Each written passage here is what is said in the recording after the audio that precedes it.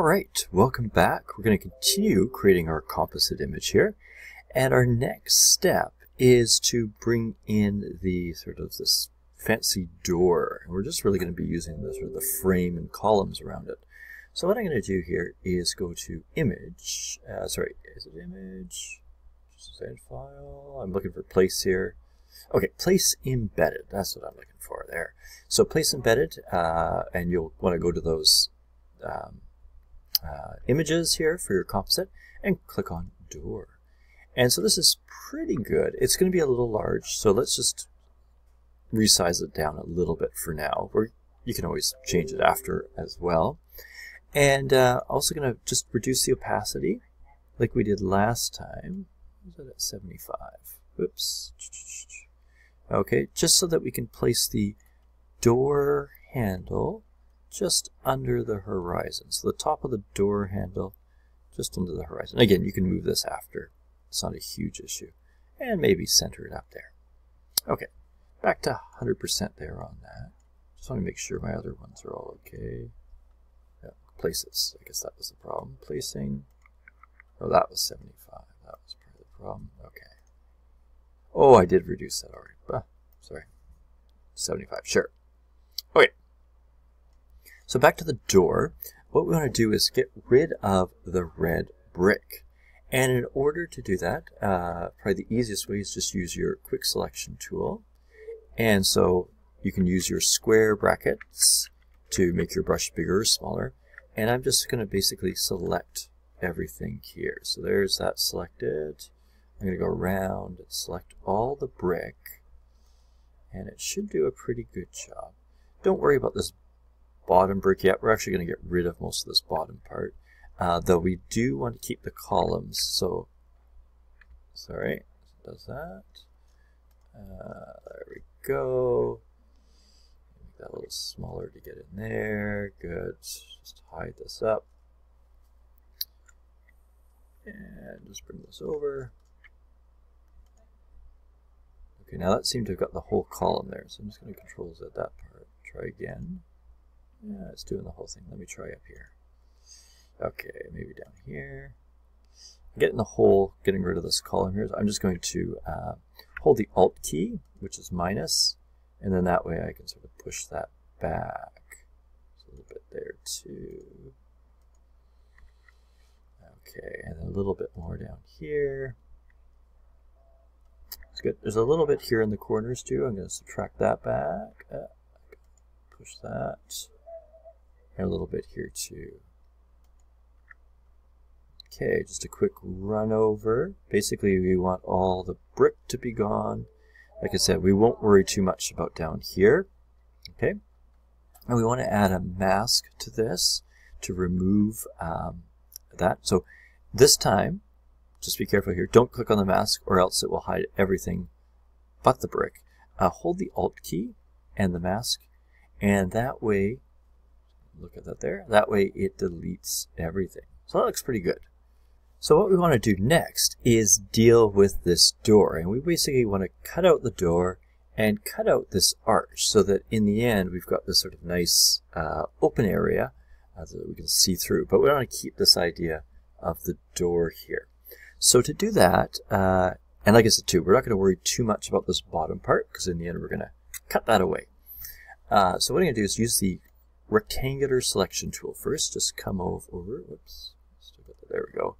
And that, just come up just outside the door itself. So we get a little bit of the frame. And maybe about there. And just cut that. Okay. And you can go all the way down, like I said again. It's not too big of an issue there. Now what we're going to want to do though is cut this part out too. So I'm going to show you a little thing. You can actually move the selection. And if you hold Shift, it can come straight up. And I think we want it about here. We'll see how that does it. And now what we're going to do is we're actually going to switch this to the elliptical tool. We want to get this bit.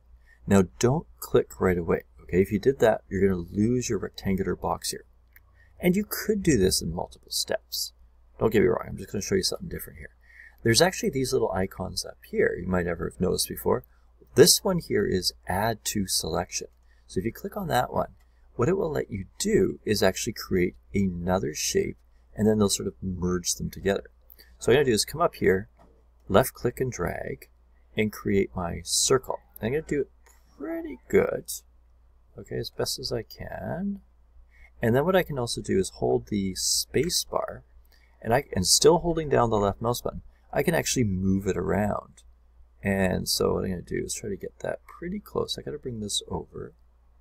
Then I'm going to let go of the space bar, pull it a little bit more until I get something like that. Okay, so it's going right to the corners pretty well. I'm going to hold the space bar again, just shift it over to the left a little bit. And see, okay, that should be good. Good enough. And so I get this, there's a little bit of a corner there. Yeah, it'll be okay. Then we want to basically make sure that we fill this with black. So make sure you're still selected on the mask here. Make sure the foreground color is black. And we're going to fill this in with black just by pressing Alt backspace. And that way it cuts out the door frame. And so I'm just going to press Control D and take a look at my handiwork. Like I said, there's a little notch there. Maybe a little notch there. Not a big deal. I mean, I could get in there and try to remove it. I think we're going to be okay. The last thing that we'll do in this video is just sort of cut away this bottom section right at the horizon there. And we don't want to have a sharp edge on it. So what I'm going to do is I'm going to grab my brush. And again, there's different ways of doing this. This is one way. I'm going to grab my brush, make sure it's on black, make sure we're still on the selection layer here. I'm going to zoom out a little bit. I need a bigger brush. So I'm just going to make that bigger here. Get my brush. There it is. Okay, there it is. Make it a bit bigger, something like that. And I'm going to line it up so that it's right on the edge here.